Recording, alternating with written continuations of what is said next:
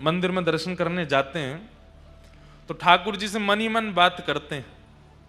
जैसे लाल जी अगर मेरे वस्त्रंते न को आपको कछु मैच है गयो तो मान जाऊंगा कि आप मोते राजी हो। लाल जी अगर आज आपने मुकुट पहनो होगा तो मैं मान जाऊंगा आप राजी हो। लाल जी अगर आपने आज कोई गुलाब को कछु भी धारण कर रखो होगा गुलाबी रंग को तो मैं मान जाऊंगा राजी हो। और फिर ये भी सोच लेते हैं अगर ये नहीं भयो तो समझ जाऊंगा कि मैं कछु गड़बड़ी कर रहा हूं और आप मुझसे नाराज हो। तो जरूरी नहीं हर बार जैसा सोच के जाते हैं वैसा ही मिले, कई बार नहीं मिलता तो फिर संकेत हो भी जाता कि ठाकुर जी राजी नहीं है, कुछ सुधार करने की आवश्यकता है। तो कल एक पटका पहना था, उसमें काली धारी थी और बीच बीच में थोड़ा मट्टी रंग का, मट्टी रंग और काला रंग, ये दो रंग थे। मतलब मट्टी रंग कैसा होता है, गोल्डन गोल्डन कलर का, और उस पर काली धारी, ऐसा पटका था। तो मैंने विचार किया, मैंने कि हे श्रीनाथ जी अगर आप मुझसे राजी हो तो आज कछु विशेष दर्शन दो। और मैंने पटका की ओर भी देखो, अच्छा डर भी लगे कि नहीं मैच भय, तो सोचने में डर भी लगता है। कई बार ऐसा भी होता है कि सोच लेते हैं मन में कि आज ठाकुर जी ऐसा श्रृंगार भयो, ऐसी माला भई या ऐसा कुछ भयो तो मैं मान लूंगा राजी हूं। फिर जैसे जैसे मंदिर आवे तो मैंने नहीं नहीं वो सब नहीं हो तो भी चलेगा, कोई दिक्कत नहीं, आप नाराज हो ये नहीं पता चलना चाहिए हमको। पर कल विचार कियो कि आज अक्षय नवमी है नाथ, कछु तो करो, कछु तो एक अनुभव कराओ कि कोई भाव सो आप हो। और एक बात और कह में कि लाल जी कहीं अभिमान नहीं आ जाए, क्योंकि कई बार ऐसा भी हुआ कि हमने ठाकुर जी से कोई बात कही और ठाकुर जी ने वो स्वीकार कर ली, तो मान आने का भी भय रहता है ना कि हमें मान आ गया। आप सबको इसलिए बता रहे हैं ताकि और विश्वास दृढ़ हो। तो कल लाइन में खड़े सोच रहे कि लाल जी कछु ना एक विशेष है गयो ना, तो मैं मान जाऊंगा कि आप राजी हो। सेवा करते हैं, कथा सुनाते हैं, अध्ययन करते हैं, इतना भाग दौड़ करते हैं, इतनी मेहनत परिश्रम तो कुछ कर नहीं रहे वैसे, पर फिर भी करते हैं, तो कहीं से तो पता चले कि ठाकुर जी राजी हैं कि नहीं। हम कथा सुनाते हैं, आप लोगों को कुछ भाव समझ आवे, आपके जीवन में परिवर्तन आवे, इसलिए भी अपने लिए भी कि हमको भी तो, हम भी भक्ति पथ पे चल रहे हैं ना, तो हमें भी कुछ ना कुछ लाल जी का अनुग्रह प्राप्त होता रहे। तो जैसे ही मंदिर के भीतर पहुंचे, साथ में सब लोग, हमारे भाई लोग सब साथ में थे, पर एक पंडित जी भीतर से आए, बोले आपको भीतर बुला रहे हैं। भीतर गए तो उत्थापन के दर्शन खुले हैं, सब राग रागनियां गा रहे हैं, पद गा रहे हैं, ठाकुर जी गैया चरा करके लौटे हैं। और उसी समय बोले आप यहाँ खड़े हो जाओ। पूरे मंदिर में कोई नहीं, एकांत, ठाकुर जी श्री जी बाबा सामने खड़े। द्वार खुल रहे थे सबके, पर 5 मिनट पहले भीतर आ गए। एक विशेषता। फिर दूसरा, कल ठाकुर जी ने जरी को श्रृंगार धारण कियो और वहां में गोल्डन पोशाक और वहां में नेक नेक कारी कारी धारी और ऐसी सुंदर पाग, आहा, देख करके आनंदित है गए। और कल के श्रृंगार में अक्षय नवमी को और गोपाष्टमी को एक विशेष ऊपर एक गोकर्ण जैसी आवे, तो वो भी कल धारण है ठाकुर जी के। हाँ, इतना आनंद चित्त में आ गयो मैंने कि आज की हमारी अक्षय नवमी अक्षय है गई, आनंद है गयो। अक्षय मतलब जाको क्षय ना है सके। आप अन्य दिनों में पुण्य करते हैं, अन्य दिनों में भजन करते हैं, अन्य दिनों में आप साधन करते हैं, तो आप अगर किसी दिन पाप कर्म कर बैठेंगे तो उस दिन का किया गया पुण्य उस पाप से नष्ट हो जाएगा। लेकिन अक्षय नवमी को किया गया जो भी पुण्य कर्म है, जो भी सत्कर्म है, उसका कोई भी प्रकार का पाप क्षय नहीं कर सकता, इसलिए उसको अक्षय कहते हैं। आज आपने नाम जप किया तो आज कुछ पुण्य प्राप्त हुआ, कल आपने छोटी सी कोई भूल कर दी, कोई पाप कर दिया, तो आज का नाम नष्ट हो जाएगा। आज के द्वारा आज का किया गया जो भी प्रभाव था नाम का, वो शून्य हो जाएगा। लेकिन अक्षय तृतीया, अक्षय नवमी, गोपाष्टमी और कल, वैसे तो आज भी मान रहे हैं, आज भी प्रारंभ हो गई है एकादशी, देव उत्थान एकादशी, पर हम लोग कल मानेंगे। उसके पीछे कोई कारण नहीं है, कई जगह आज है, पर हम आज सफर में थे ना, तो विधिवत रूप से हम अभी तो आए हैं 10-15 मिनट पहले, तो कोई ऐसा कुछ कर नहीं पाए विशेष, तो हमने फिर कल की मानी, क्योंकि कई मंदिरों में कल भी है। तो कल देवोत्थान एकादशी, गोवर्धन पूजा, दीपमालिका, दीपोत्सव, ये विशेष दिनों पर किया गया पुण्य एक प्रकार से वो अक्षय हो जाता है। और उसमें भी अक्षय नवमी और अक्षय तृतीया हो तो उस दिन का किया गया पुण्य तो ना जाने कितना अक्षय होगा, उसको किसी भी प्रकार का हमारे द्वारा किया गया पाप नष्ट नहीं कर सकता। तो कल के जो दर्शन श्री जी बाबा के हुए, श्रीनाथ जी के, हमारे गोवर्धन नाथ जी के हुए, अद्भुत अक्षय हो गए, सबसे श्रेष्ठ हो गए। वैसे तो प्रत्येक दर्शन श्रेष्ठ है, परंतु ये अति आनंद हुआ कल हमको, इसलिए हम आज आपसे वो साझा कर रहे हैं। और आज कथा के प्रारंभ में शायद पहली बार ही गाया होगा हमने, हो महारा घट मां विराजता श्रीनाथ जी, यमुना जी, महाप्रभु जी। अब आप सब गुजरात के हैं, किसी एक से हम शिक्षा ले लेंगे कि और कैसे गवेंगे शब्द आगे के, तो फिर गाएंगे, एक दिन और विस्तार से गाएंगे। और भी कई गुजराती पद आते हैं हमको, पर विधिवत रूप से कहीं गाने का ऐसा साहस नहीं कर पाए, पर इस बार ऊंझा में गाएंगे, खूब धुआंधार गुजराती गाएंगे। तो अब धीरे धीरे हम सोच रहे हैं कि अब कथा करते करते हमको 10 वर्ष हो गए, अब थोड़ा थोड़ा भाषाओं का ज्ञान भी लें, थोड़ी थोड़ी गुजराती सीखें, थोड़ी मराठी सीखें, थोड़ी। वैसे हम ही कहते हैं कथा में कि एक ही रहो, अनेक होने की क्या आवश्यकता है। पर दाल चावल सादा खाओ, उसका अपना स्वाद है, पर उसमें थोड़ा अचार डाल दो, थोड़ा दही मिला लो, थोड़ा पापड़ डाल लो, थोड़ा उसमें नींबू निचोड़ दो, थोड़ा उसमें और विशेष कुछ और विशेष जोड़ दो, तो खूब सारी चीज मिल जाती है, तो और स्वाद आ जाता है पाने में। तो ऐसे ही दाल चावल तो हम हैं ही, अब धीरे धीरे थोड़ी गुजरात की मिठास भी जोड़ देंगे, थोड़ी पंजाब का हमारे का चटपटा भी जोड़ देंगे, मराठी महाराष्ट्र का थोड़ा उसमें महाराष्ट्र में क्या होता है पूरन पोली जोड़ देंगे, बंगाल के रसगुल्ला जोड़ देंगे। बंगाल के, अच्छा एक बात और, बंगाल का रसगुल्ला नहीं है, रसगुल्ला उड़ीसा का है, बंगाल का तो सौंदेश। तो ऐसे सब जगह जाते हैं कथा करने, तो सब थोड़ी थोड़ी भाषा आ जाए, उनमें थोड़ा कुछ गाएं, कुछ कहें, सुख मिलता है। तो आज से हम ऊंझा में कथा कहने के लिए आए हैं, आप सब लोग एकत्रित हुए हैं। नित्य कथा शाम 7 बजे शुरू हो जाएगी, और हमें जान के बहुत अच्छा लगा कि यहाँ सब लोग भोजन प्रसाद पाके फिर कथा सुनने आते हैं। हाँ, खाली पेट कथा नहीं सुनते हैं, सब लोग भोजन आदि डिनर आदि करके आते हैं अपना। अद्भुत कथा है, हमने आज तक कभी ऐसी कथा नहीं करी रात में 7 बजे से 10 बजे तक। एक बार पहले कभी करने का अवसर मिला था, संभवतः झारखंड में चंदन क्यारी झारखंड में एक स्थान है, धनबाद के पास। बहुत पहले जब हमारी लोग कथा वथा सुनते नहीं थे तब करी थी वहां कथा। तो भी कथा ऐसी होती थी 8 बजे से 11 बजे तक, 10 बजे तक। परंतु बहुत दिन बाद हमने तो कहा भैया सुबह करा लो। बोले महाराज जी सुबह आएंगे ही नहीं। मैं क्यों नहीं आएंगे? बोले व्यापार प्यारा है, सुबह पेट पूजा, शाम को आत्मा पूजा। तो मैंने कि बढ़िया है। तो संभवतः रोज समय यही है, विश्राम दिवस का हो सकता है समय थोड़ा पहले करना पड़े हमें, उसके लिए हम अभी बात करेंगे पूरे परिवार से, सबसे मिलके जुल के जैसी परियोजना बनेगी उस हिसाब से विश्राम दिवस अगर जल्दी करें तो आ जाओगे ना सब लोग? अरे कम हाँ बोल रहे हैं, नहीं ज्यादा बोलो।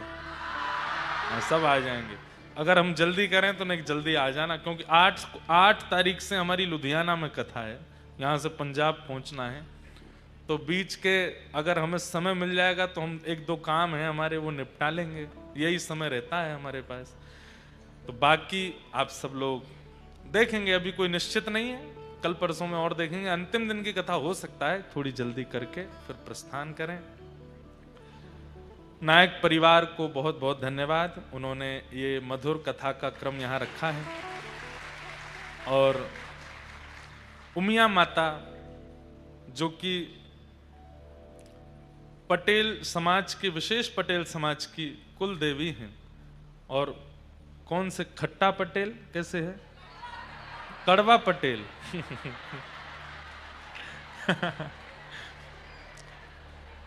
तो कर वाह है कि कड़ वाह है, ड़ है ड़, वाह। एक तो गुजरात में भी कहीं कहीं थोड़ा बदला रहता है ना, तो होंगे तो मीठे ही पर कड़वा पटेल।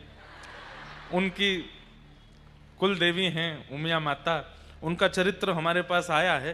तो जो लोग लाइव देख रहे हैं उनको हम सुनाएंगे, पर आज नहीं, कल सुनाएंगे। आज तो महात्मा की कथा कहेंगे। और कल बंधुओं श्री तुलसी शालिग्राम विवाह की कथा भी सुनाएंगे। हम जहाँ रुके हैं वहाँ तो हम तुलसी विवाह उत्सव करेंगे भी, परंतु यहाँ पर कथा क्रम सुनाएंगे आप सब लोग अपने भाव से। कईयों ने आज एकादशी की है, कई कल मान रहे हैं, तो प्रेम से आप सब लोग भी अपने अपने घरों में तुलसी शालिग्राम भगवान का विवाह करना। फिर शाम को यहाँ हम कथा सुनाएंगे श्री तुलसी शालिग्राम जी के विवाह की, उमिया माता जी की, और बीच बीच में श्री रणछोड़ राय प्रभु, क्योंकि द्वारिका में हमारे लाला राजाधिराज और रणछोड़ के रूप में विराजमान हैं, तो बीच बीच में द्वारिकाधीश जी की मधुर लीला, श्री रणछोड़ ठाकुर जी की लीला, और हमारे भक्तों के अग्रगण्य श्री नागर कुल के विशेष प्रभाव से जिन्होंने कहते हैं कि भक्ति को गुजरात में पुनर्जागृत किया, ऐसे श्री हमारे नरसिंह मेहता जी का पावन चरित्र भी बीच बीच में सुनेंगे। आप सब लोगों को पुनः पुनः बहुत बहुत प्रणाम। आइए महात्मा की कथा में हम लोग प्रवेश करते हैं और फिर इसी बीच में हम चर्चा करते रहेंगे। समय बहुत बढ़िया है, हमारे तो आनंद हो गए। सुबह बढ़िया खेलेंगे, कूदेंगे, खाएंगे, पिएंगे, मौज करेंगे, आनंद करके शाम को आएंगे कथा सुनाने। हम भी प्रसाद पहले ही पाके आ जाएंगे, तो और अच्छा रहता है ना कि रात्रि थोड़ा लेट, नहीं तो सब जगह लेट हो जाता है भोजन। यहाँ बढ़िया 5-6 बजे प्रसाद पा लिए, फिर कथा करेंगे, जाते ही सो जाएंगे, तो खूब आनंद है। और 1-2 दिन बीच में मिलने का भी क्रम रखेंगे। स्थान सीमित है, हमारे नायक परिवार जी की फैक्ट्री है बढ़िया, वहाँ पे खूब जगह है, तो लोग बाग भी खूब आ सकते हैं। लाल जी के भी दर्शन वहीं हो जाएंगे। कब होगा वो क्रम कल हम बता देंगे। बाकी तो लाल जी यहाँ पहले ही आके विराजमान हो गए हैं। और ऊंझा में हम तो पहली बार आए, पर हमारे लाल जी पहले आ चुके हैं, नहीं आए अभी तक। एक बार क्रम सुनने में आया था कि गांधी धाम जाते समय आ रहे थे रास्ते में, पर गांधी धाम से थोड़ा ज़्यादा उनको स्नेह है, इसलिए सीधे पहुंच जाते हैं। पर अब ऊंझा भी आते रहेंगे। और हमें तो बार बार, मैं तो हमारे साथ केवल भैया, अनुज जी, सब लोग थे। मैं ये सोचा मैंने कि ऊंझा वहाँ पे लोग बाग रहते हैं, तो बोले हाँ रहते हैं महाराज जी। क्यों? मैंने कि कथा वथा सुनेंगे थोड़ी। मैंने हम कोई ब्रज की बात बताएंगे, ब्रज भाषा बोलेंगे, उनको समझ आएगी। तो बोले आप चलो तो सही महाराज, खूब आनंद होगा। लेकिन यहाँ देख करके हम तो हैरान रह गए, भाई ये तो खूब आनंद है ऊंझा में। तो आप सबको खूब खूब प्रणाम, खूब भाव से आना, खूब अपने सारे काम निपटा के 7 बजे पहुंच जाया करना रोज। खूब भाव से कथा सुनेंगे। 7 दिन के लिए ऊंझा को वृंदावन बनाएंगे, खूब आनंद करेंगे, ऐसी मन की भावना है। आइए महात्मा की कथा में प्रवेश करते हैं। भाव से सब लोग श्रवण करो। श्री वृंदावन बिहारी लाल की, सच्चिदानंद रूपाय विश्वोत्पत्त्यादि हेतवे तापत्रय विनाशाय श्रीकृष्णाय वयं नुमः। भगवान के 3 रूप, 3 कर्म और 3 गुणों के बारे में इस श्लोक में बताया गया। आज महात्मा है, भागवत जी का महत्व क्या है, इस विषय पे हम लोग चर्चा करेंगे। बहुत ध्यान पूर्वक सब लोग श्रवण कीजिएगा। भगवान के 3 रूप हैं, सत्य, चैतन्य और आनंद। मैं कभी कभी कथा में कहा करता हूं बंधुओं, नाम जप करने वाला, तिलक स्वरूप नित्य लगाने वाला, कथा श्रवण करने वाला, परिक्रमा करने वाला, ठाकुर जी की नित्य सेवा करने वाला, उसको आध्यात्मिक धार्मिक माना जाता है, वो भगवान का प्रिय माना जाता है।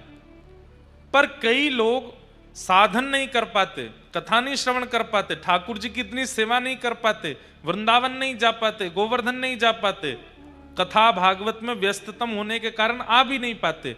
लेकिन ऐसे लोग भी यदि अपना व्यवहार, अपने विचार, अपनी बुद्धि और अपने जीवन में सत्य को स्थान देते हैं तो उन्हें भी ठाकुर जी उतना ही प्रेम करते हैं जितना प्रेम नाम जापकों से, वृंदावन जाने वालों से, कथा सुनने वालों से करते हैं।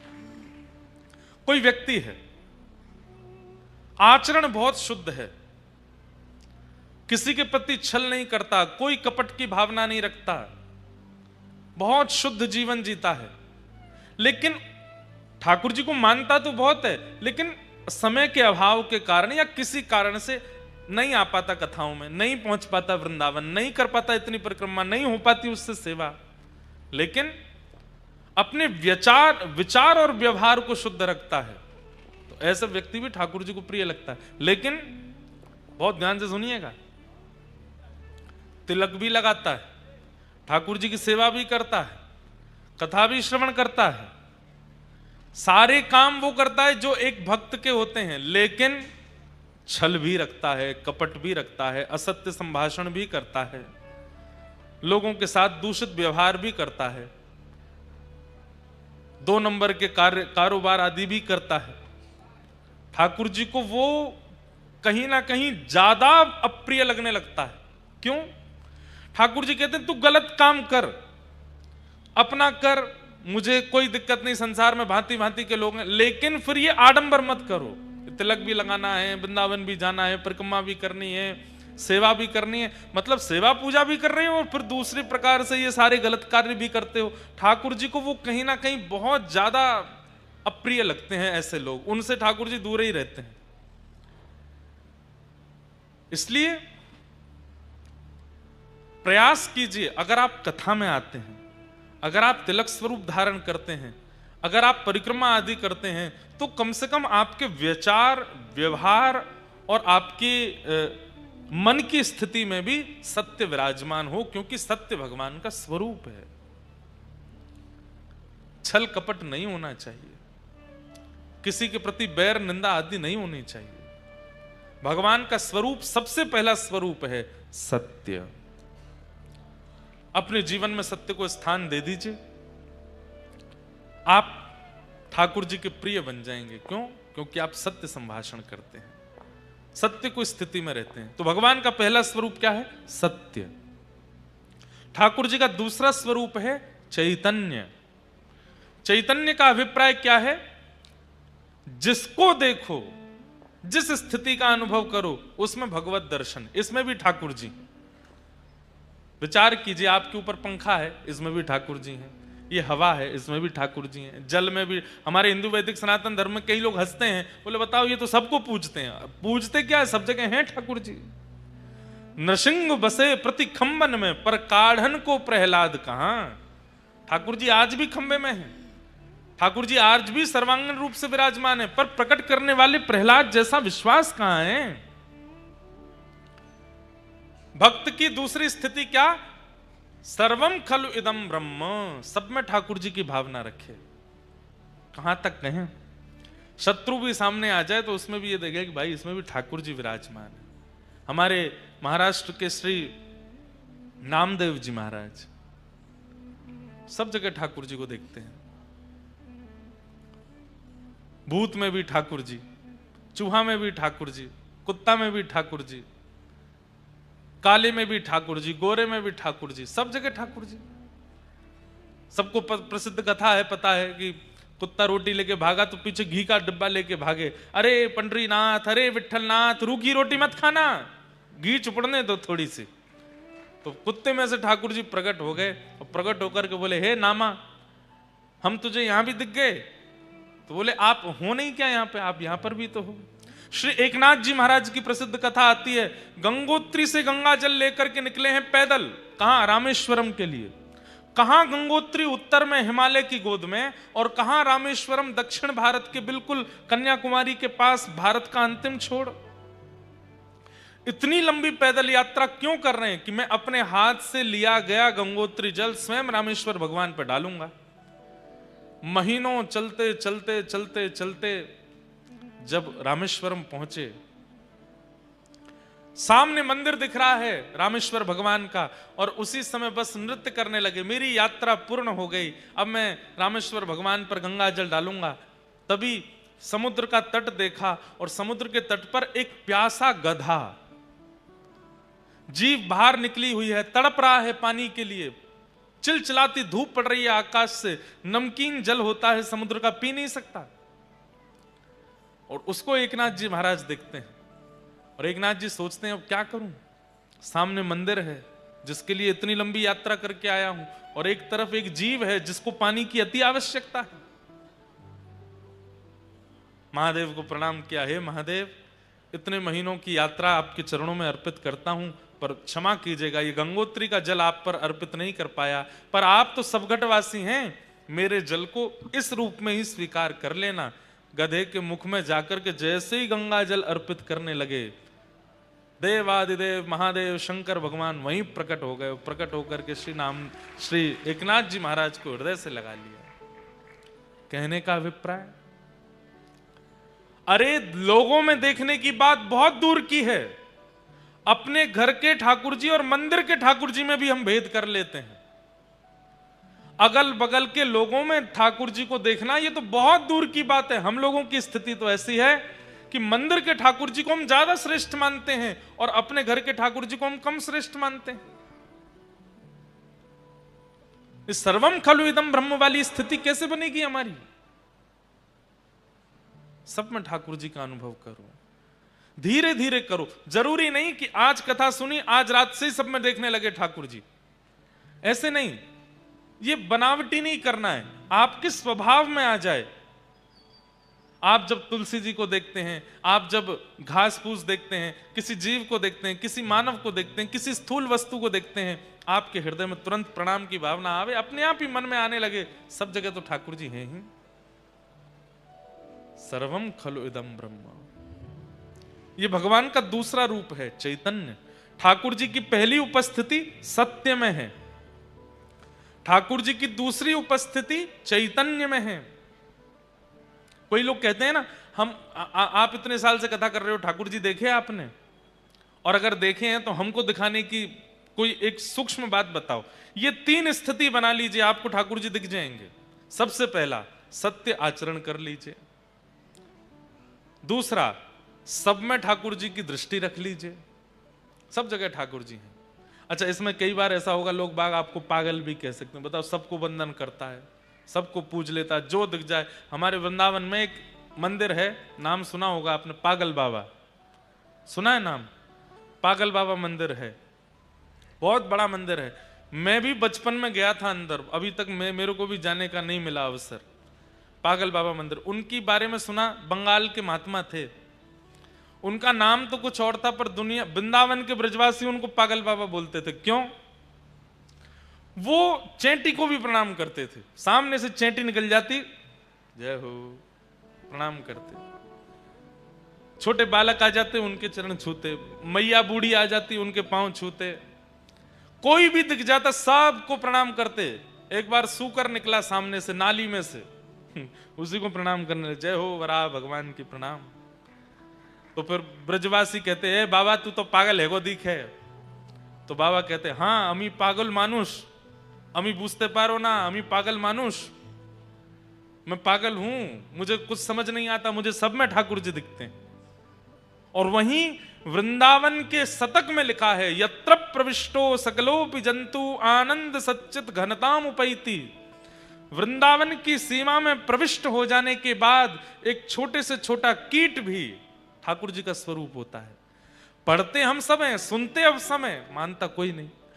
हम आपको डांट नहीं रहे, अपने ऊपर भी लागू करते हैं। हमारे मन में भी कई चीजों के प्रति नहीं आती भावना कि इसमें परमात्मा है। दोनों को करना है चेंज, मुझे भी आपको भी।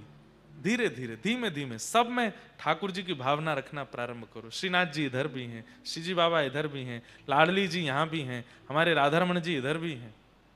सर्वम खलु इदं ब्रह्म। तो पहला सत्य, दूसरा चैतन्य। जड़ हो, कैसी भी वस्तु हो, लिविंग थिंग हो, नॉन लिविंग थिंग हो, सब में ठाकुर जी हैं। भले ही सबके सामने प्रणाम मत करो, पर मानसिक प्रणाम तो कर ही लिया करो, इनमें भी ठाकुर जी। और अंतिम है आनंद। जीवन में कैसी भी स्थिति आ जाए, आप चित्त से अगर आनंदित रहते हैं तो एक प्रकार से आपके चित्त में श्री ठाकुर जी रहते हैं। जरा सी एक घटना हो जाती है, जरा सी कोई परेशानी आ जाती है, सिर पकड़ के बैठ गए, हाय राम जी का है गो, अरे अब कैसे होगा, अब क्या होगा, अब क्यों होगा, चिंता करने लगे, फोन घुमा रहे हैं, इससे पूछ उससे पूछ, ये कैसे। जरा सी बात पर इतनी विचलनता जिनको होती है, वो एक प्रकार से बुद्ध पुरुषों के सामने ये प्रमाणित कर रहे हैं कि उनके चित्त में ठाकुर जी नहीं है। ठाकुर जी होंगे तो कैसे होंगे। कोई घटना घटी, आपको फोन आया कि भैया आपके घर में या आपके परिवार में या आपके व्यापार में ऐसा ऐसा कुछ हो गया। सुन करके अच्छा कोई बात, अभी हमको 1 घंटा फोन मत करना, हाँ संभालो, थोड़ी देर बैठे हैं, श्री कृष्ण गोविंद हरे मुरारे, हे नाथ नारायण वासुदेव। हे ठाकुर जी, हे श्री जी, निश्चित ही आप कोई मंगल विधान सोच के बैठे हैं और उसी मंगल विधान को पूर्ण करने के लिए आपने ये कुछ लीला रची होगी। सब मंगल में होगा, मुझे कोई चिंता नहीं है, बस चाहे जो हो जाए आप हमसे दूर मत जाना, आप हमसे दूर मत होना। व्यापार में कोई खपत हो जाए, परिवार में कोई रूठ जाए, कुछ हो जाए, श्री जी ठाकुर जी से प्रार्थना करना, हे श्री जी ठाकुर जी, आप सब मंगल सोचते हैं, जो विचार है आप सब कीजिए, पर बस आप दूर मत होना। बिल्कुल निश्चिंत रहो, कोई दिव्य महापुरुष हैं, आए हैं कथा सुनना, बस इनको भी पंखे का तो पता ही हो।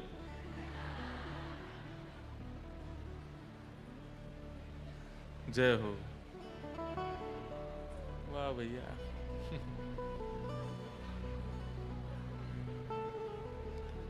उनको आनंद तो बहुत आ रहा है, गए परिक्रमा लगा के। तो मैं क्या बता रहा था, कहां था, जल्दी बताओ। आनंद, गुजरात में भी एक जगह ना आनंद। हर परिस्थिति में प्रसन्न रहे। श्याम प्यारे से जिसका संबंध है, श्याम प्यारे से जिसका संबंध है, वो उसको हर घड़ी आनंद ही आनंद है, उसको हर घड़ी आनंद ही आनंद है, वो उसको हर घड़ी आनंद ही आनंद है, उसको हर घड़ी आनंद ही आनंद है। ओ श्याम प्यारे से जिसका संबंध है, श्याम प्यारे से जिसका संबंध है, श्याम प्यारे से जिसका संबंध है, श्याम प्यारे से जिसका संबंध है, उसको हर घड़ी आनंद ही आनंद है, उसको हर घड़ी आनंद ही आनंद है, उसको हर घड़ी आनंद ही आनंद है, उसको हर घड़ी आनंद ही आनंद है। ओ झूठी ममता से करके किनारा, झूठी ममता से करके किनारा, झूठी ममता से करके किनारा, झूठी ममता से करके किनारा, लेके सच्चे प्रभु का सहारा, लेके सच्चे प्रभु का सहारा, ओ लेके सच्चे प्रभु का सहारा, ओ लेके सच्चे प्रभु का सहारा। ओ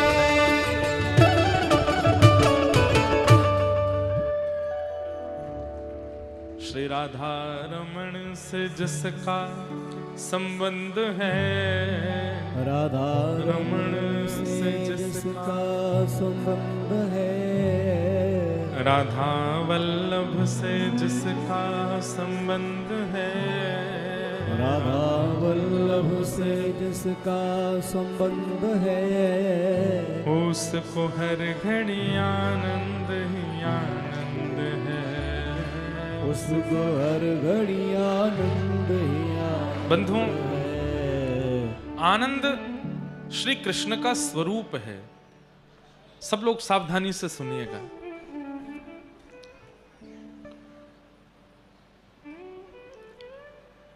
सुख और आनंद में अंतर है।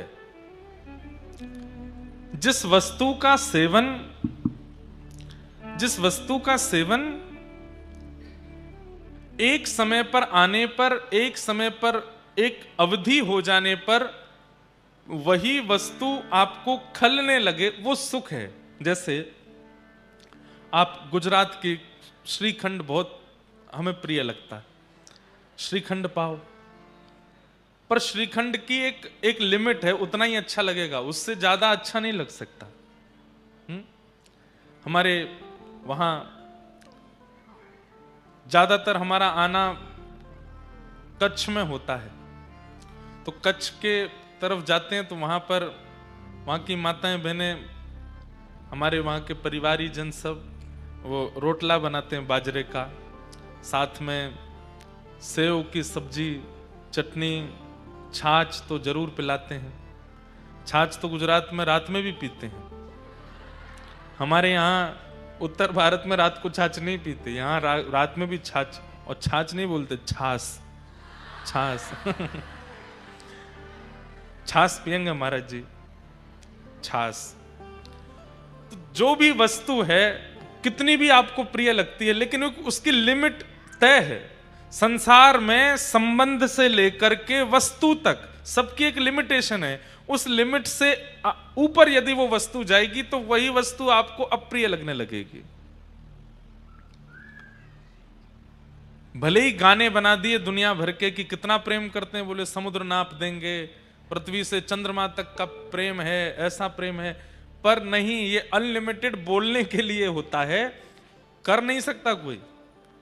क्यों?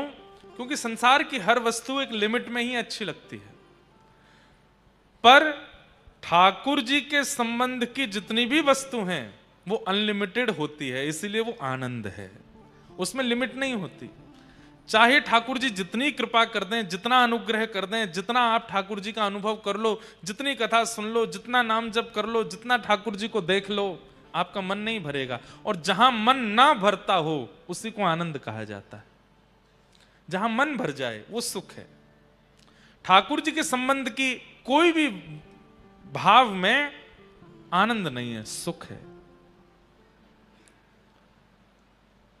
7 दिन कम लगेंगे, मास कथा 1 महीने की हो जाए तो भी कम लगेगी, चातुर्मास कथा हो जाए तो भी कम लगेगी, जीवन भर कथा सुन लीजिए तो भी आपको लगेगा। अरे श्री भागवत में पृथु जी महाराज का चरित्र आता है। पृथु जी महाराज भगवान से कहते हैं कि हे नाथ, मुझे एक वरदान दे दो। ठाकुर जी बोले क्या चाहिए? बोले मेरे जितने रोए हैं उतने कान प्रकट कर दो। ठाकुर जी बोले 2 कानों से काम नहीं चल रहा है। बोले कि प्रभु आपकी कथा सुनने के लिए बहुत कम पड़ जाते हैं, ऐसी स्थिति कर दो कि रोम रोम से कथा ही सुनता रहूं। ये अनलिमिटेड वाली स्थिति जो आती है, जहां आती है, उसको आनंद कहते हैं। संसार की किसी भी वस्तु में अनलिमिटेड नहीं चल सकता, एक लिमिट है, उससे ज्यादा आप उसका सेवन उपभोग नहीं कर पाओगे।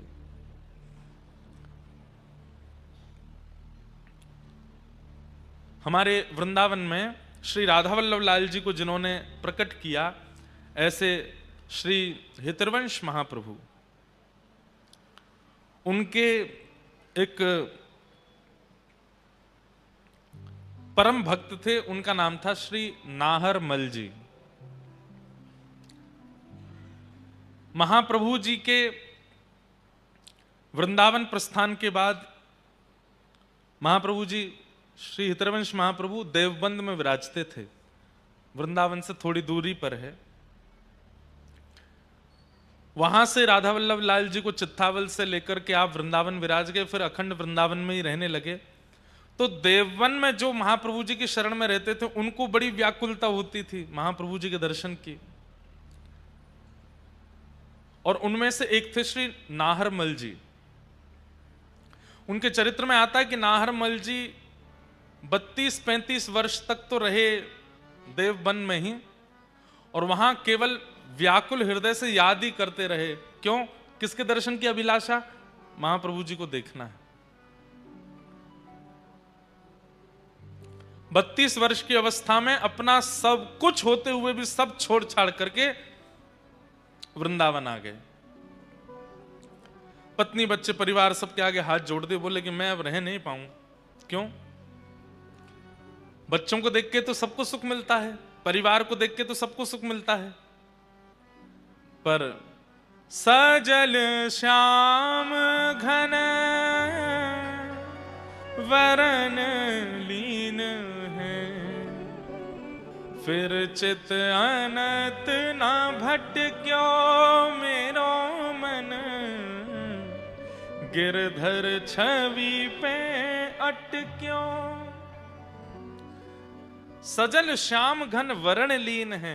अभी कोटा में भी शायद परसों तरसों में ये बात कह रहा था, आपने ठाकुर जी को पकड़ा तो आपका मन व्यापार में भी लगेगा, परिवार में भी लगेगा, पैसा में भी लगेगा, रोटी में भी लगेगा, विदेश घूमने में भी लगेगा, देश घूमने में भी लगेगा, अच्छा पहनने में भी लगेगा। आपने ठाकुर जी को पकड़ा तो और जगह भी मन लगेगा, पर अगर ठाकुर जी ने आपको पकड़ लिया और कहीं मन नहीं लगेगा। फिर वस्त्र वो नहीं पहनोगे जिससे सब रीझ है। कुछ भी पहना तो तन ढकना ही है, कैसे भी पहना दो। कुछ भी खवा तो पेट भरना ही है, बस प्रसाद होना चाहिए। कहीं भी ले चलो, जाना ही है, बस वहां ठाकुर जी का अनुभव होना चाहिए। ठाकुर जी ने अगर आपको पकड़ लिया तो और कहीं मन नहीं लग सकता, सब जगह से मन हट जाएगा। तो ये भी एक प्रमाण है कि अगर सब जगह मन लग रहा है तो अभी तक ठाकुर जी ने नहीं पकड़ा है। सब जगह आनंद आ रहा है, सब जगह सुख मिल रहा है, सब जगह बढ़िया लगता है। अन्यथा मत समझिएगा, हम अपनी प्राइवेट बात ज्यादा बताते नहीं, पर कई लोगों के मन में विश्वास हो जाए इसलिए बताते हैं। हमको ब्याह शादियों में जाना अच्छा नहीं लगता, पता नहीं क्यों। और मैं बहुत, हमारी माताजी पिताजी सबको पता है घर में, मैं विवाह शादियों में कैसे जाना पड़ता है कभी कभी। मैं तो खुद डरता हूं, खुद के ब्याह में कैसे जाऊंगा। उसमें डर नहीं, मतलब ऐसा लगता है कि जोड़ी तो हमारे प्रिया प्रियतम की ही अच्छी है। अब चाहे जो कितना भी कोई दुल्हा सज धज के आ जाए, कितना भी कोई दुल्हन बढ़िया 2.5-3 किलो मेकअप लगा लावे, बढ़िया है, ठीक है। मंच पे वो लोग खड़े होते हैं, खूब पटाखे फूटते हैं, सब होता है, पर पता नहीं क्यों ऐसा लगता है कि नहीं, युगल तो हमारे प्रिय प्रियतम ही हैं, उनका ब्याह होला हो, उनका हो। अब सब कहता तो हूं मैं, कभी ना कभी हमारा ब्याह होएगा तो ये सब तो होएगा, पर मन में एक भावना आती है, नहीं मुझे ज्यादा रुचिकर लगता। और ब्याह में भी नहीं, किसी के पारिवारिक उत्सवों में मेरे को रुचि नहीं आती। जैसे लोग अपना जन्मोत्सव मनाते हैं, कई लोग फोन करके कथा भी इसीलिए कराते हैं कि हमारे इनके जन्मोत्सव में कथा, तो मैं फिर उनको फिर 2-3 साल बाद की तिथि दिलवाता हूं। बोले जन्मोत्सव तो अगले साल है 50वां। मैंने की कोई नहीं, हम 53वें जन्मोत्सव में करेंगे कथा। मन थोड़ा कम लगता है, और शायद यही एक स्थिति होगी जिसके कारण अब कथा करते हैं, थोड़ा असर तो जीवन में पड़ता है ना। तो व्यवहारिक, पारिवारिक व्यवहारिक जो क्रियाएं होती हैं उनमें कम रुचि बनती है। और बनेगी ही, इतनी कथा कहते हैं, ठाकुर जी की सेवा करते हैं तो कुछ तो असर पड़ेगा ना। और भी कई ऐसी स्थितियां हैं जिनमें रुचि कम लगती है।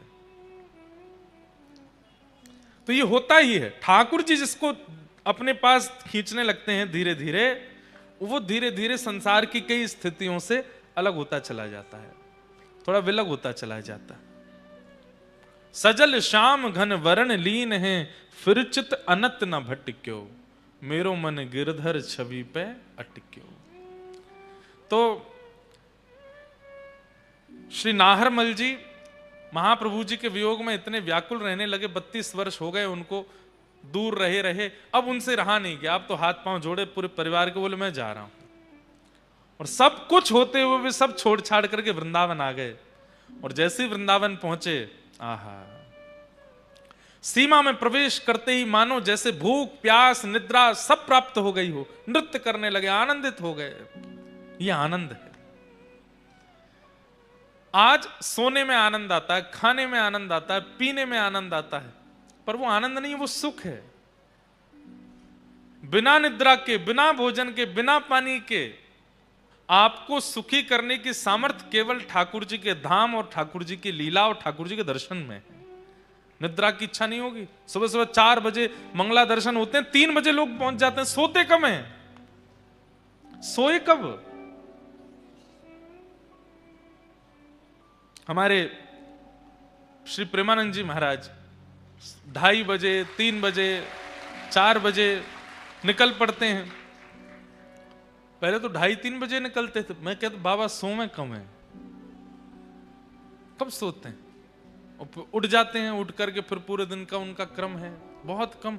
निद्रा कम हो जाती है, भोजन कम हो जाता है, जल कम हो जाता है, व्यवहार कम हो जाता है, लेकिन मुखमंडल का तेज, हृदय का आनंद, वाणी में सरसता, और बस उपस्थिति से सबके चित्त में सकारात्मकता सब प्रकट हो जाती है। क्यों? क्योंकि चित्त में आनंद है। और वो आनंद तभी प्रकट होता है जब ठाकुर जी वर्ण करते हैं। आपके वर्ण करने से नहीं होगा। आप कितने पकड़ो ठाकुर जी को, ठाकुर जी आपको पकड़ लें।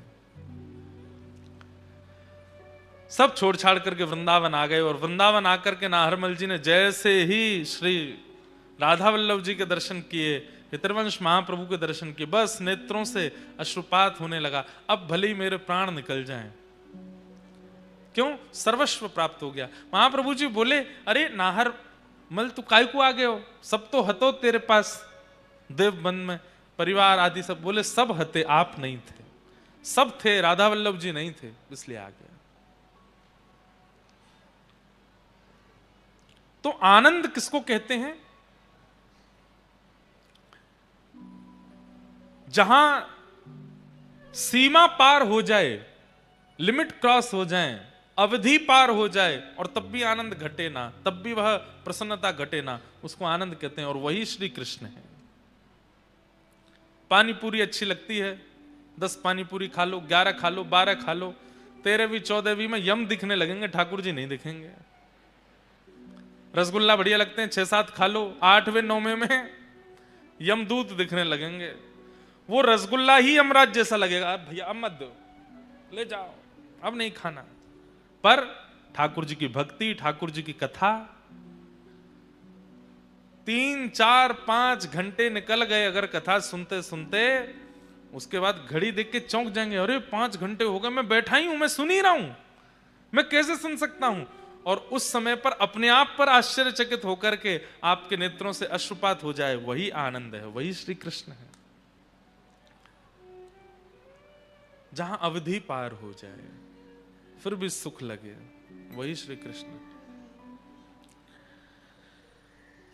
ऐसे भगवान के 3 रूप हैं, सत्य, चैतन्य और आनंद। 3 भगवान के कर्म हैं, विश्व की उत्पत्ति, पालन और संहार। उत्पन्न करना, फिर उसको पालन करना, अंत में संहार कर देना। तापत्रय विनाशाय, 3 प्रकार के तापों का जो नाश करते हैं, ऐसे श्री कृष्ण को हम बारंबार प्रणाम करते हैं। श्री कृष्णाय वयम नमः। बंधुओं, महात्म की चर्चा में सबसे पहले सौनकादि ऋषि 88,000 सौनकादि ऋषियों ने सूत जी महाराज से प्रश्न किया, भगवान भगवत प्राप्ति का कलिकाल में सर्वोत्कृष्ट साधन क्या है? ठाकुर जी को प्राप्त करने का कलियुग में सबसे श्रेष्ठ साधन क्या है? तब श्री सूत जी महाराज कहते हैं, श्रीमद् भागवती वार्ता, भागवत की कथा। आप चाहे हम खुद अनुष्ठान करते हैं, खुद यज्ञ करते हैं, खुद सब कुछ करते हैं, पर सबकी एक अवधि है, उतना ही करते हैं, पर बाकी के समय केवल और केवल कथा में ही रहते हैं। श्रीमद् भागवत की कथा सुनिए और उसको पालन करने लग जाइए, इसी से ही ठाकुर जी मिल जाएंगे। तत्श्रवण प्रपठन विचारण परो भक्त्या विमुच्येन नरः। भागवत जी का आश्रय ले लीजिए, कथा से ही ठाकुर जी मिल जाएंगे। एक काशी में ब्राह्मण थे, बचपन से ही उनको भागवत जी पढ़ने का शौक लग गया।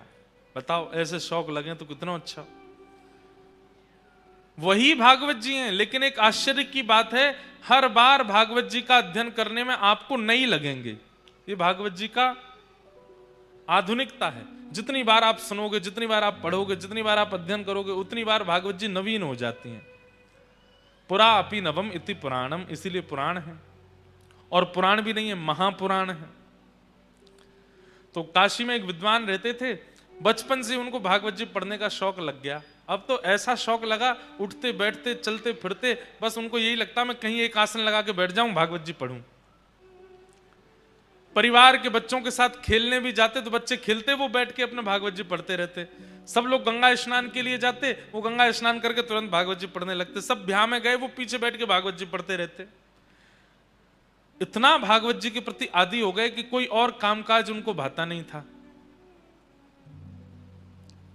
घर वालों ने कहा ब्याह करा दो इसका, अपने आप बुद्धि ठिकाने आ जाएगी। कोई काम नहीं करता, धंधा नहीं करता, पूरे दिन ये किताब सी पढ़ता रहता है। किताब नहीं है, साक्षात कृष्ण है भागवत जी।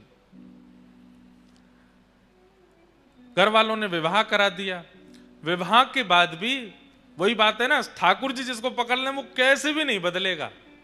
विवाह के बाद भी भागवत जी को नहीं छोड़ा। रात्रि में नींद खुल जाती है तो उठ के हाथ मुंह धो के आचमन करके भागवत जी पढ़ने लगते हैं। सुबह उठते हैं तो भागवत जी पढ़ते मिलते हैं, दोपहर में तो भागवत जी। पत्नी भी कुछ दिन तो सहती रही, उसको भी लगा ये कुछ करते धरते नहीं। एक दिन पतिदेव से कहा, गृहस्थ आश्रम में आ गए हैं, थोड़ा कुछ कार्य धंधा भी किया कीजिए।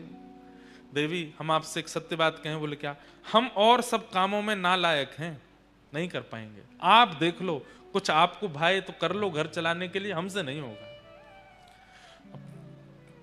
आजकल की कन्या होती तो छोड़ के चली गई होती, पर पुराने भारत के बोले अब क्या करें, हम ही कुछ करते हैं। तो वो घर घर जाती, भोजन बनाती और उससे जो वेतन मिलता उससे घर चलता था। पतिदेव कुछ नहीं करते। चलने लगा घर, 2-3 बालक भी हो गए, लेकिन भागवत जी के प्रति मोह घटा नहीं।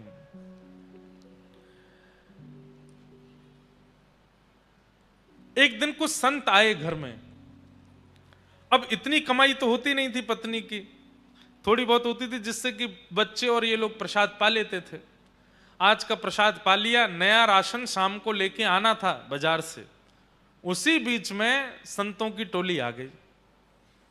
और प्राचीन भारत में संत जन बता करके पूछ करके नहीं आते थे, बस आ जाते थे। और द्वार पर आकर के बस प्रार्थना भी नहीं, द्वार पर आकर के बस कहते थे कि हम इतने संत हैं, हमारी व्यवस्था करो। अब घर, उस समय के भारत के लोग पूछते भी नहीं थे, व्यवस्था करते थे। संत आए, संत आ गए, आकर के घर में बैठ गए। पत्नी ने प्रणाम किया, पतिदेव भी आए, प्रणाम किया दोनों ने।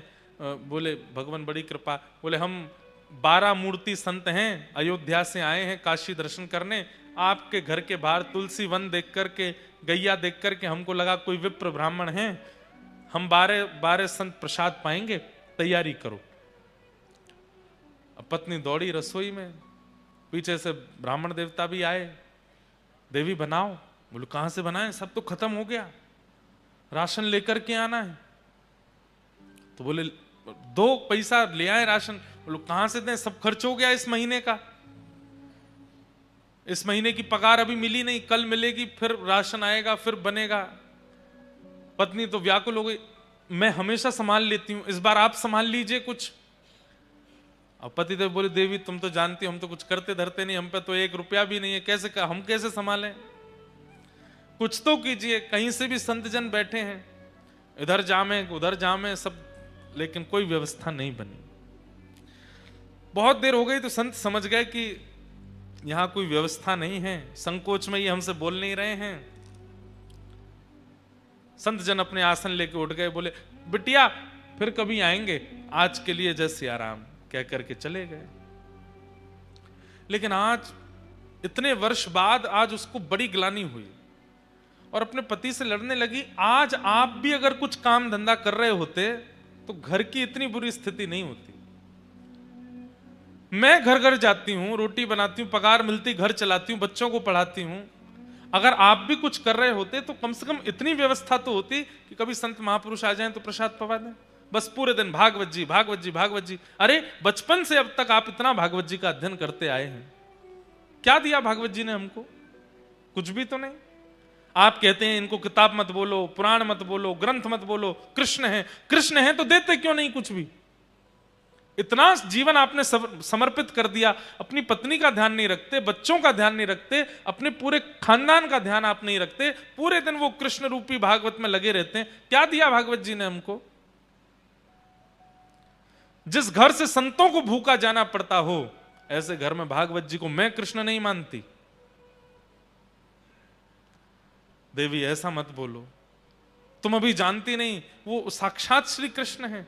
मैं जब अध्ययन करता हूं मुझे नृत्य करते हुए बोलते हुए श्री कृष्ण दिखाई देते हैं। तो ऐसा है, फिर आज एक काम कीजिए। बोले क्या? अपनी उठाइए भागवत जी और चले जाइए, घर में संभाल लूंगी, बच्चों को मैं संभाल लूंगी, सर्वस्व आपकी भागवत जी हैं।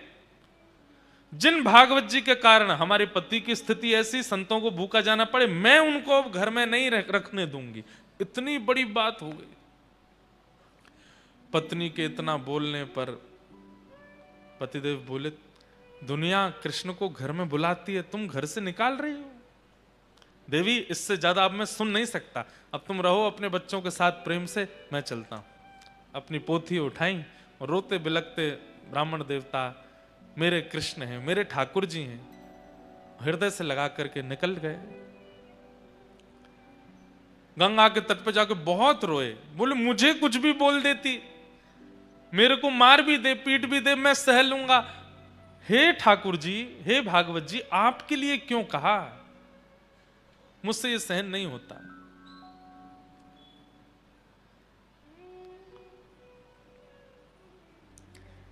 प्रबल प्रेम के पाले पड़कर हरि को नियम बदलते देखा, अपना मान टले टल जाए, पर भक्त का मान न टलते देखा। जब रोने लगे वो ब्राह्मण देवता भागवत जी को हृदय से लगा के, ठाकुर जी से सहन नहीं हुआ। ठाकुर जी मन में विचार करने लगे, भैया ये 40-41 वर्ष के हो गए ब्राह्मण, और जब से इन्होंने होश संभाला तब से केवल भागवत जी का ही अध्ययन किया, भागवत जी का ही पाठ करते हैं, कुछ काम कुछ भी नहीं, सब कुछ मुझे अर्पित कर दिया, और आज भागवत जी के लिए 2 शब्द गलत सुन के घर से ही निकल गए। मैं जाऊंगा। और काशी में छोटे से गोपाल जी प्रकट हो गए, और प्रकट होकर के ऊंची धोती पहन करके, सिर पर बढ़िया स्वाफा बांध करके, और बढ़िया कजरारे नेत्र हैं ठाकुर जी के, हाथों में कड़ूला पहने हैं, पैरों में सुंदर पाजेब पहनी है, कमर में करधनी पहनी है, गले में कंठा और एक सुंदर बगनखा पहना है, कानों में छोटे छोटे सुंदर हीरे के मोती हैं। ऐसी अद्भुत छवि ठाकुर जी की। लेकिन अपने सिर पर डलिया लेकर के कुछ बेचने वाला व्यक्ति होता है, ऐसे बनकर के निकले।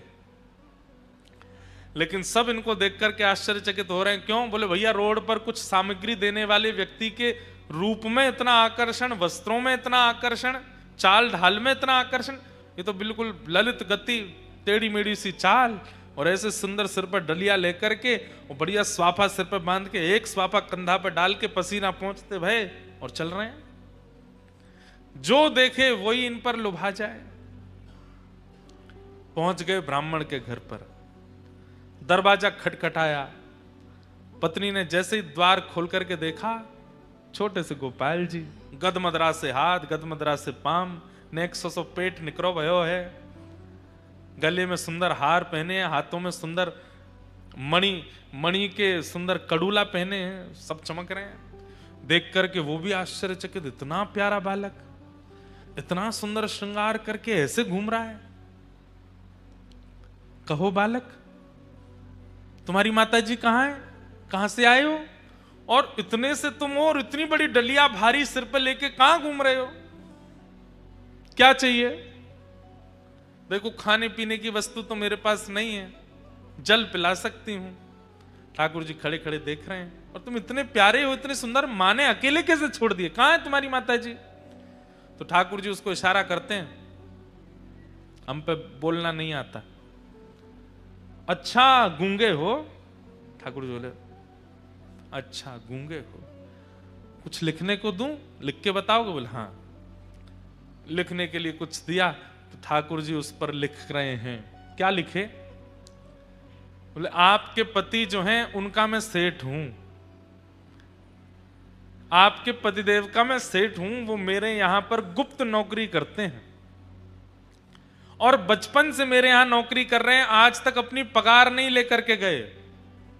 आज मुझे कैसे भी करके पता चला कि उनको धन की बड़ी आवश्यकता है, तो 12 वर्ष की आयु से लेकर के 41 वर्ष की आयु तक उन्होंने जितना भी मेरे यहां कार्य किया, उसकी जो पगार होनी चाहिए वो सब लेकर के आया हूं, आपके द्वार पर रख करके जा रहा हूं, उनको दे दीजिएगा। ऐसा कह करके लिख करके उसको पकड़ा दिया। अब वो पढ़ने लगी, पढ़ते पढ़ते पढ़ते अंत में सोच भी रही है, इतने छोटे से सेठ जी हैं हमारे पतिदेव के। जैसे देखा तो डलिया रखी है, ठाकुर जी तो अंतर ध्यान हो गए वहां से। डलिया के ऊपर से जैसे ही वस्त्र हटाया, ऐसी ऐसी मणियां रत्न आभूषणों से जड़ित, और इतने सुंदर सुंदर उसमें स्वर्ण के आभूषण, मणियां, हीरे जवाहरात सब चमक रहे हैं। अरे काशी के नरेश के पास भी इतनी संपत्ति नहीं होगी जितनी संपत्ति और बहुमूल्य मणियों को देख करके वो बालक है। पत्नी की तो आंखें खुली रह गई, बोले कि पतिदेव इतनी बड़ी नौकरी करते थे, आज तक नहीं बताया। डलिया उठाने लगी तो उठी नहीं, बच्चों को बुलाया, 3-4 बच्चे स्वयं लगे तो जैसे तैसे खिसका के भीतर लाए। इतनी धन संपत्ति देख करके पत्नी तो बड़ी व्याकुल हो गई। छोटे वाले बालक को भेजा, जाओ पिताजी को ढूंढो, गंगा के तट पर होंगे, उनसे कहो जल्दी आमे लौट करके, माँ ने बढ़िया पकवान बनाए हैं घर में। बालक दौड़ा दौड़ा गया तो वहां पर भागवत जी का पाठ कर रहे थे, अश्रुबिंद गिर रहे हैं। पिताजी जल्दी घर आइए, मैया ने बहुत सुंदर पकवान बनाए हैं आपके लिए, वो प्रतीक्षा कर रही हैं, आप पाएंगे तभी पाएंगे, जल्दी आ जाइए। ब्राह्मण देवता सोचने लगे, लड़ने के बाद पकवान कौन बनाता है घर में? हमको घर से निकाल दिया, इतना सब कुछ बड़ा बुरा बोल दिया, और सुबह संतों को पवाने के लिए एक फूटी कौड़ी नहीं थी, अब पकवान बनाए हैं। चलो भागवत जी का पाठ पूर्ण करके हृदय से लगा के गए। लौट करके घर जैसे ही आए, द्वार खटखटाया। इतने में तो पत्नी उसमें से कुछ स्वर्ण लेकर के बढ़िया साड़ी आड़ी खरीद के बढ़िया सुंदर तैयारियां करके आ चुकी है घर पर, पूरा घर सजा दिया। जैसे ही द्वार खुला, अपनी पत्नी को इतने सुंदर वेश में देख करके ब्राह्मण देवता, अच्छा गलती से आ गया हूँ, कोई और घर है शायद आगे वाला होगा। पत्नी बोली, अरे यही मैं ही हूं, कहां जा रहे हैं? देवी तुम हो? इतनी गोरी पहले तो नहीं लगी थी, इतना बढ़िया वस्त्र पहले तो नहीं पहना, कहां से आया? बच्चे आए निकल करके, वो भी बढ़िया सुंदर सुंदर धोती कुर्ता पहन के, तो बच्चों को देख के बोले, ये कहां से लाए हो? मैं तो आज इतने वर्ष हो गए, एक एक 2 कुर्ताओं में पूरा जीवन निकाल दिया, कैसे आया भाई, ये कौन करके गया ये सब? पत्नी बोली, ज्यादा होशियार मत बनिए, सारी पोल पट्टी खुल गई है आपकी। बोले क्या पोल पट्टी? बोले आपकी नौकरी वोकरी के बारे में सब पता चल गया हमको। पतिदेव बोले कौन सी नौकरी, हम कुछ नहीं करते। अच्छा आओ भीतर आओ। भीतर ले जाकर के डलिया रखी थी कमरे में, खोल के दिखाया, देखिए रत्नों की चमकाहट देख करके बोले, देवी कहां से चोरी करके लाई? बोले चोरी नहीं करके लाई हूं, आपका मालिक आया था, गूंगा मालिक, और एक बात बताइए, इतना छोटा, हमारे बच्चों से भी छोटा था वो, उसको मालिक, लेकिन क्या सुंदर उसका वर्ण, आहा, क्या कड़ूला पहने थे, सिर पर क्या सुंदर पाग बंधी थी, उस पर मोती के हार, गले में कंठा, कौंधनी, पैरों में पाजेब, थोड़े थोड़े नील वर्ण के सा अंग। अब ये पत्नी बोलती जाए और पत्नी ठाकुर जी का चिंतन पति देव के चित्त में आ रहा है कि निश्चित ठाकुर जी आए। देवी तुम्हें कैसे पता? उन्होंने बताया, बोले को लिख के दे के गए हैं। जब बोले मुझे दिखाओ कहाँ लिखा है, पर्चा दिया तो पत्र देखा, उसमें जितनी लिपियां थीं वो लिपियां देखते देखते वो आपस में मिलने लगी, और मिलते मिलते मिलते मिलते वो समस्त लिपियां एक आकृति बनाती हैं, और उस आकृति में नन्हे से गोपाल जी सिर पर डलिया रखे ऐसे खड़े हैं, वो एक आकृति प्रकट हो जाती। नेत्र सजल हो गए, बेहोश हो गए ब्राह्मण देवता, होश में आए तो रोने लगे। देवी वो कहां गए, कहां चले गए, मुझे बताओ ना। अरे सेठ जी हैं, तुम्हें तो पता होगी कहां है। अरे वो सेठ मेरे नहीं है, पूरे विश्व के सेठ हैं, साक्षात ठाकुर जी आए थे। और ये जो बात कहकर के गए ना कि मैंने जीवन भर उनके यहां नौकरी की है, ये भागवत जी ही, मैं अकिंचन भाव से भागवत जी का जो पाठ करता था उसी का वो पूर्ण जो भी मैंने किया है उसका वो सब वेतन देने के लिए आए थे। श्रीमद् भागवत जी को तुम कृष्ण नहीं मानती, वो भागवत जी कृष्ण स्वरूप ही आए थे और ये सब दे करके गए। श्रीमद् भागवत ग्रंथ नहीं है, पोथी नहीं है बंधु, आज आ गए हैं। प्रयास कीजिएगा, अपना आसन संग लेकर के आइए, जिस स्थान पर बैठे हैं नित्य उसी स्थान पर बैठिए, एक एक शब्द ध्यान से सुनिए और सुनने के बाद अपने जीवन में उतारना प्रारंभ कर दीजिए। एक क्षण की भी कथा छूटे ना। आप अनुभव करेंगे 8वें दिन से ही स्वप्न में, अनुभव में, किसी कृपा से ठाकुर जी की अनुभूति होने लग जाएगी। भागवत जी की ऐसी कृपा है। श्रीमद् भागवत साक्षात कृष्ण की प्राप्ति कराती है। 5 वर्ष की भागवत जी की सेवा का फल हमको मिला। श्री गिरधर लाल जी, 5 वर्ष की सेवा होते ही गिरधर लाल जी मिल गए। 5 साल हुए थे कथा करते हुए, तब लाल जी आए। उसके बाद 5 साल और हो गए, 10 साल हो गए। अब 5 साल होते ही अब जनवरी में श्री जी भी आ जाएंगे, तो श्री राधा गिरधर लाल हो जाएंगे। हम तो अपना प्रमाण दे रहे हैं कि हमें 5 वर्षों में ठाकुर जी कुछ कुछ प्रदान कर देते हैं अपने रूप को। आपको नहीं देंगे, सबको देंगे। भागवत जी कृष्ण है। सूत जी महाराज कहते हैं, काल अव्याल मुखग्रास त्रास निर्णास हेतवे श्रीमद् भागवतम शास्त्रम कलौ कीरेण भाषितम। भागवत जी ही कलयुग में कृष्ण प्राप्ति करा सकती हैं, उनका आश्रय ले लो। तब पूछा गया कि इन भागवत जी का आश्रय किसने लिया है, कृपा कर उनके बारे में बताओ। तब बताया कि श्री नारद जी महाराज ने भक्ति ज्ञान वैराग्य की पुष्टता के लिए भागवत की कथा कराई, और उस कथा में सनक सनंदन सनातन सनत कुमारों ने कथा सुना करके भागवत जी से भक्ति ज्ञान वैराग्य को युवा किया।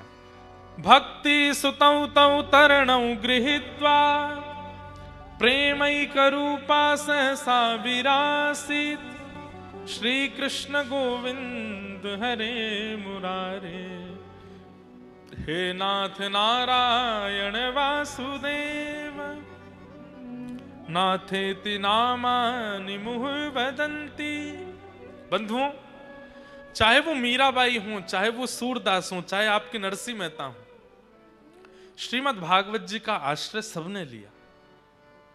हमारे स्वामी श्री हरदास जी महाराज तो वो कैसे पंक्ति में एक में कहते हैं कि प्रथम सुने भागवत भक्ति रस मुखवाणी, ऐसे करके है ना। हो तो हमको भेजना, हम सुनाएंगे। स्वामी श्री हरदास जी महाराज जिन्होंने श्री कुंज बिहारी लाल जी को वृंदावन में प्रकट किया, उन्होंने 7 सोपान बताए, बहुत सुंदर हैं। अभी हमारे पास आ जाएंगे तो आपको बताएंगे। 7 सोपान बताए। उनमें सबसे पहला सोपान, सोपान मतलब सीढ़ी, कृष्ण प्राप्ति की, भगवत प्राप्ति की 7 सीढ़ी हैं, उसमें सबसे पहली सीढ़ी बताई भागवत जी। कोई व्यक्ति सीधे नाम आश्रय ले ले, कोई व्यक्ति सीधे धाम आश्रय ले ले, कोई व्यक्ति सीधे सेवा आश्रय ले ले, लेकिन भागवत जी का आश्रय अभी तक नहीं लिया है, तो हम स्पष्ट कह दें, नाम में भी अपराध बनेगा, धाम में भी अपराध बनेगा, सेवा में भी अपराध बनेगा।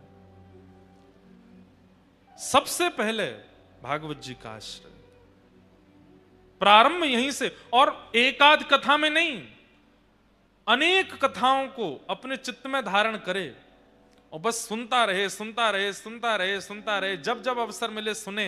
एक दिन ऐसा आएगा, ठाकुर जी स्वयं आज्ञा करेंगे, शब्द सुनाई देगा या चित्त में व्याकुलता प्रकट हो जाएगी कि अब कथा जीवन में आगे, अब नाम चाहिए। वो व्याकुलता से फिर नाम का आश्रय लो, दीक्षा ले लो, गुरु दीक्षा लो, नाम आश्रय लो, जो भी आपको मंत्र आश्रय लो, नाम आश्रय लो। अब आप अष्टाक्षर मंत्र करते हैं या कोई भी मंत्र करते हैं, लेकिन भागवत जी नहीं सुनते, तो आपके मंत्र जाप में, नाम जाप में होता है ना, कई लोग, महाराज जी मन नहीं लगता, नींद आ जाती है, इधर उधर मन चला जाता है, माला छूट जाती है, हाथ से गिर जाती है, पूरी होते होते होते फिर हाथ से छूट जाती है, फिर ढूंढते हैं, शुरू से करते हैं। ये सारे अपराध क्यों बनते हैं? क्योंकि नाम आज्ञा कर रहे हैं, बोले पहले भागवत जी की शरण लो, पहले समझो तो सही कि भागवत का स्वरूप क्या है। तो सबसे पहला आश्रय भागवत जी का लेना है। तो स्वामी जी महाराज क्या आज्ञा करते हैं, सुनो।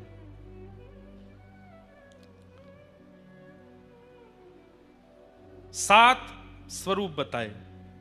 वैसे तो श्री हरिदास परंपरा में जिनकी दीक्षा है उनके लिए प्रमाणित है, परंतु वृंदावन से स्नेह रखने वाले, भगवत प्राप्ति करने वाले सब लोग इन सात भावनाओं को जरूर सुनो।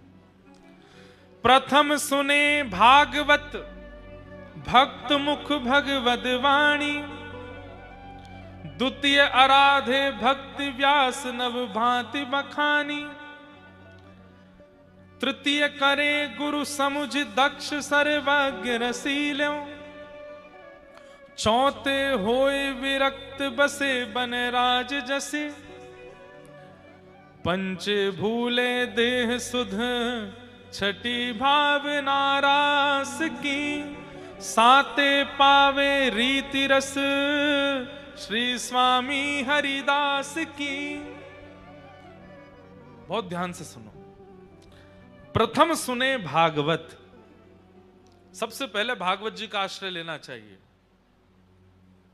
अगर सब अपराधों से बचना चाहते हो तो कथा किनसे सुने?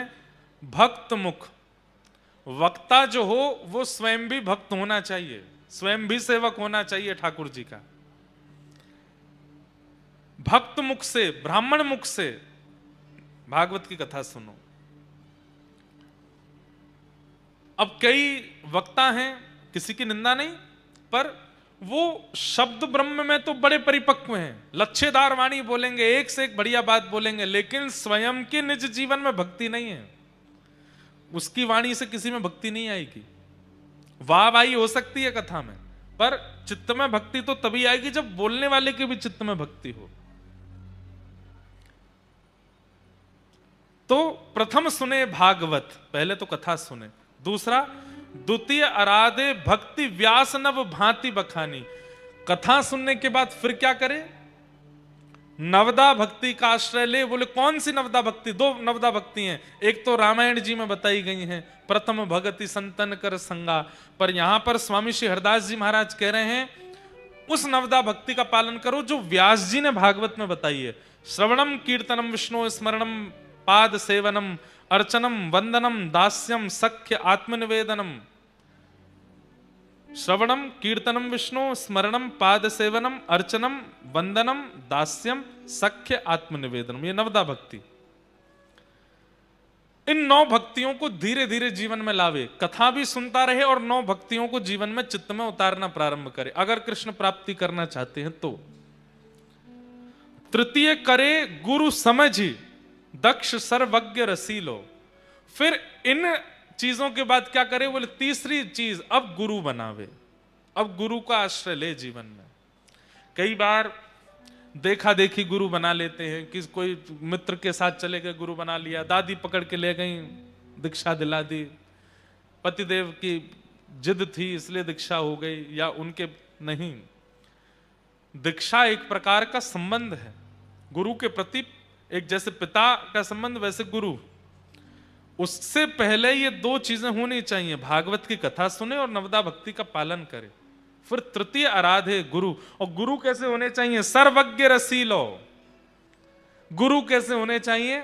बोले रस युक्त होने चाहिए, जिनकी वाणी में, जिनके शब्दों में, जिनके विचार व्यवहार में रस पक्ष मजबूत हो, ठाकुर जी की रस वार्ताएं हों, उनको गुरु बनावे। दक्ष सर्वज्ञ रसीलो।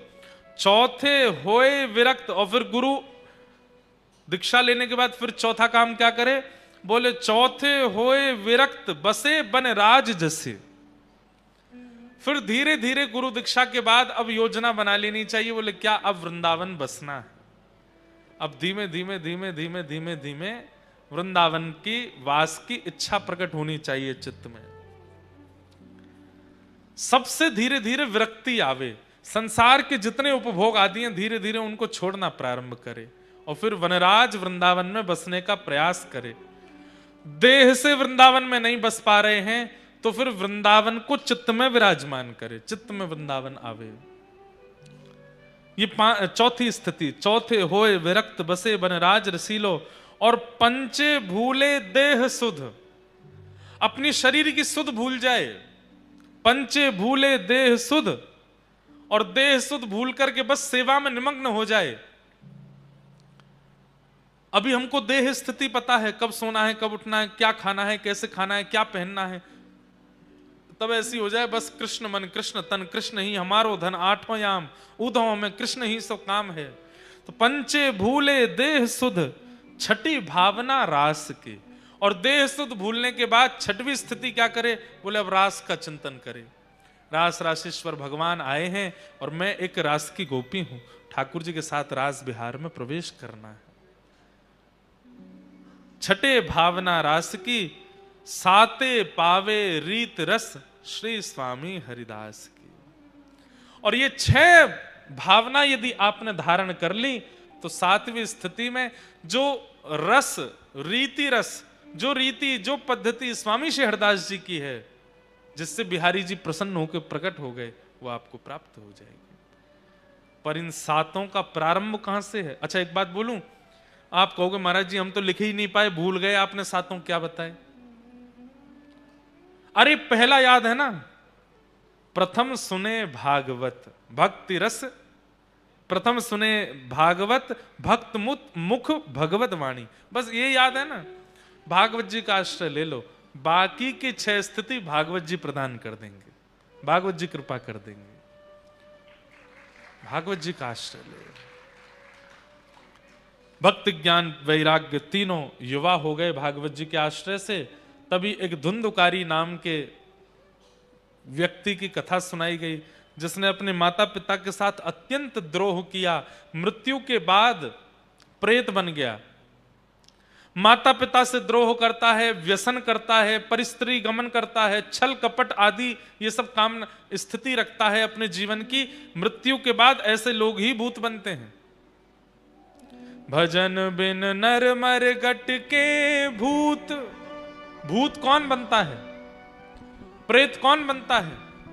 सबसे पहला जो माता पिता से बैर करता है। मां कैसी भी हैं, पिता कैसी भी हैं, सीखिए प्रहलाद जी महाराज से। प्रहलाद जी का भजन श्रेष्ठ था, इसलिए नृसिंह भगवान आए, ये बात कहना उचित है। पर उतना ही उचित यह भी है कि इतने दुष्ट पिता होने के कारण भी प्रहलाद जी ने कभी अपने पिता के प्रति दूषित भावना नहीं रखी, इसलिए भी नृसिंह भगवान आए। प्रहलाद जी नित्य प्रणाम करते हैं अपने पिताजी को। भले ही मेरे पिता राक्षस हैं पर मेरे पिता हैं, नित्य प्रणाम करते हैं। इस भावना से भी ठाकुर जी प्रकट हुए कि वाह भाई प्रहलाद, तेरी पिता भक्ति पर मैं रीझ गया। इतना अत्याचार करने वाले पिता को भी तुम रोज दंडवत प्रणाम करते हो। अगर प्रहलाद जी खूब पुकारते और एकांत में बैठ करके कहते मेरे पिता तो दुष्ट हैं, मेरे पिता तो ऐसे हैं, मैं अपने पिता का मुख नहीं देखूंगा, अपने पुत्र को मारने का प्रयास करते हैं, तो शायद नृसिंह भगवान कभी नहीं आते। वो इसलिए भी आए हैं क्योंकि प्रहलाद अपने पिता में दोष नहीं देखता। जैसे भी है मेरे पिता हैं। ऐसी बुद्धि बच्चों को रखनी चाहिए। लेकिन माता पिता के प्रति द्वेष बुद्धि रखने वाला वो व्यक्ति मृत्यु के बाद प्रेत बनेगा, निश्चित बनेगा। उसको प्रेत योनि में जाना पड़ेगा।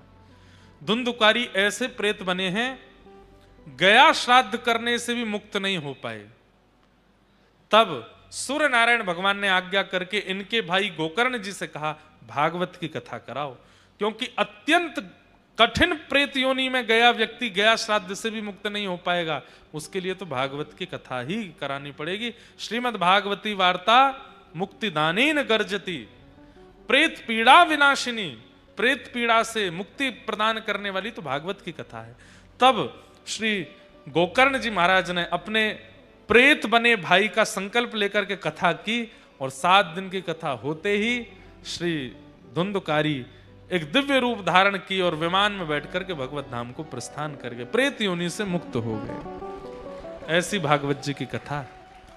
मैं यहां एक बात कहता हूं, मृत्यु के बाद प्रेत बनने पर भागवत जी जब मुक्त कर देती हैं, तो मरे हुओं को जब मुक्त करती हैं, हम तो जीवित हैं,